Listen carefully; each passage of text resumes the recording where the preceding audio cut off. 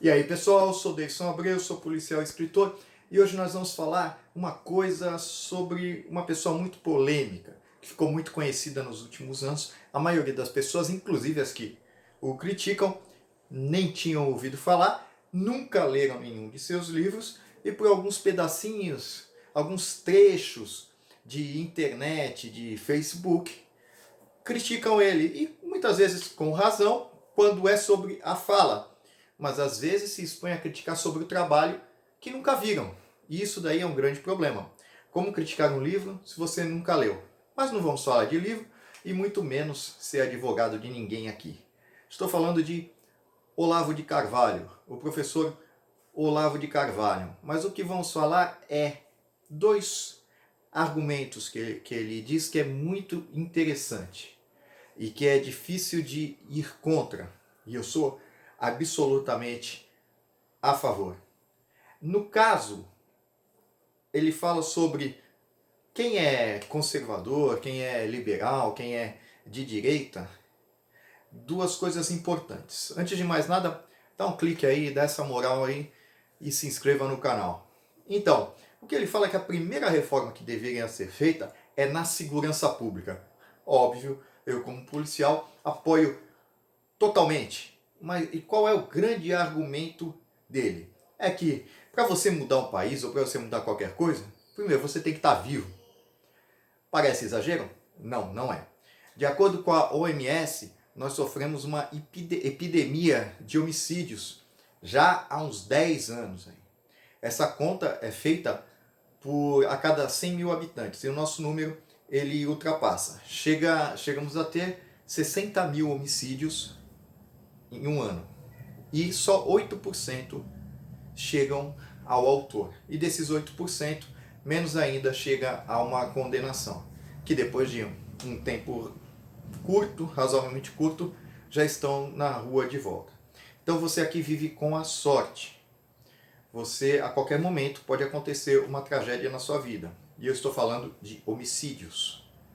Também tem aí as tentativas de homicídio, que o número é maior. E uma tentativa de homicídio pode lhe deixar paraplégico, tetraplégico ou com vários problemas de saúde que você nunca mais será o mesmo. Também tem os casos de estupro e os casos de sequestro. Você somar isso por ano é um número gigantesco. E esses crimes quase sempre causam problemas psicológicos. Por isso muita gente que pode, que tem condições, sai do país por causa da violência e não por causa da condição econômica. Então a primeira coisa que deveriam se preocupar é com a segurança pública. Um outro ponto que ele fala sobre as grandes reclamações do pessoal que é de direita e que não entende é que para você mudar essa situação, você tem que investir na educação. Mas em que sentido? Além de ser, claro, uma educação forte, uma educação de qualidade, e não essa que temos há tantos anos governados por aquele pessoal que sempre falou educação, educação, e continua uma grande porcaria, nós temos que tomar cuidado com o direcionamento ideológico, que alguns chamam de doutrinação, das universidades e das escolas. Isso é uma realidade, isso é constatado, isso está documentado, isso tem em vídeo, em áudio, por fotografias, em livros. Esse direcionamento, ele é real. Basta ver que não há nenhum trabalho científico, nenhuma monografia que você vai encontrar quando chegam nas universidades, principalmente as federais, com o viés conservador. Não há nenhum trabalho. Não há nenhum trabalho que vá contra o socialismo, o progressismo, o comunismo. Você nem consegue chegar até lá. Mas o que isso se reflete? As pessoas que se formam nesse sentido, elas vão se transformar na elite da sociedade. E elas que vão conduzir o país. Então de nada vai adiantar você eleger um governador, eleger um presidente que tenha esse viés liberal ou conservador, se você não trabalhou na base. Porque no final, ele não comanda. No final, ele não consegue direcionar. Quer um exemplo disso? Quando você abre um jornal e você fica lá revoltado com uma notícia de que soltaram aí alguém que estava com 300 quilos de cocaína, liberaram 32 mil presos durante a epidemia, muitos desses presos voltaram a praticar crimes, um deles estuprou uma moça e matou em Poços de Caldas, outro lá era um dos líderes do PCC e fugiu, vários outros líderes de facções criminosas, é isso que a gente fica sabendo. Foi que não soubemos. Quando você se revolta com isso e com outras notícias desse cunho progressista, você sabe que quem fez isso tem um viés progressista, que ele defende o quê? Além de em muitos casos, a descriminalização, ele defende também a redução do sistema prisional, o, entre aspas, desafogamento do sistema carcerário. Esse desafogamento não é criando mais penitenciárias e um maior número de vagas. Esse desafogamento é o quê? Não mandando para a cadeia. Alguns que têm coragem, políticos, falam diretamente que crimes que não tenham violência em sua ação, o criminoso não deve ir para a cadeia.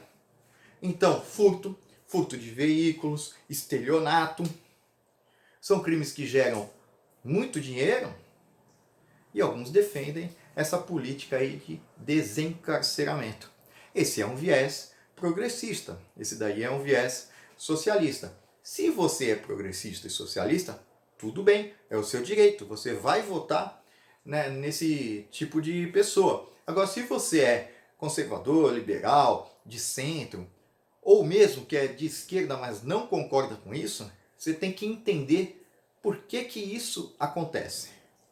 Então essa formação acadêmica é que vai transformar lá a elite do país.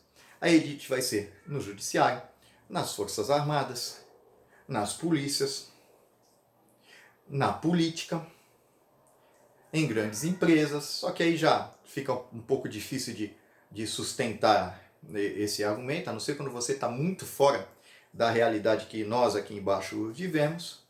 Então, eles é que vão dominar pontos estratégicos da sociedade, que de nada vai adiantar em quem você votou, porque em seus feudos, eles controlam. Então, precisamos atuar na base da pirâmide para controlar também o topo. E isso que a gente precisa entender, independente da sua escolha, se é de esquerda ou se é de direita. Essa daí é uma verdade. Se não atuarmos lá na base, que é muito bem organizada, é muito bem estruturada, a esquerda sempre trabalhou com estratégia, sempre trabalhou com militância, sempre trabalhou com objetivo, com foco, coisa que não acontece com a direita, e temos que entender isso aí, temos que aceitar e até aprender com eles nesse sentido, só nesse sentido, isso não vai mudar. Então, esses são dois pontos que o professor Olavo de Carvalho, ele comenta, insiste, e é uma grande verdade. É difícil de desconstruir isso. Quanto à polêmica, você fala palavrão, você fala besteira, se algumas coisas fala até por causa da idade ou do seu ponto de vista, isso daí fica para fofoca, se você gosta dele, não gosta dele. Não vou ter amizade com ele, muito menos tem nenhum outro tipo de relacionamento que não seja ler algum de seus artigos, apostilas e livros. Agora, para quem quer criticar, devia criticar pontualmente, apresentar desconstruir os argumentos. Porque fica muito fácil hoje em dia, você xinga a pessoa, você ataca a pessoa, mas você não coloca ali o contra-argumento. Isso daí que enriquece o debate. Beleza? Deixa um like aí, comente, critique e aquele abraço.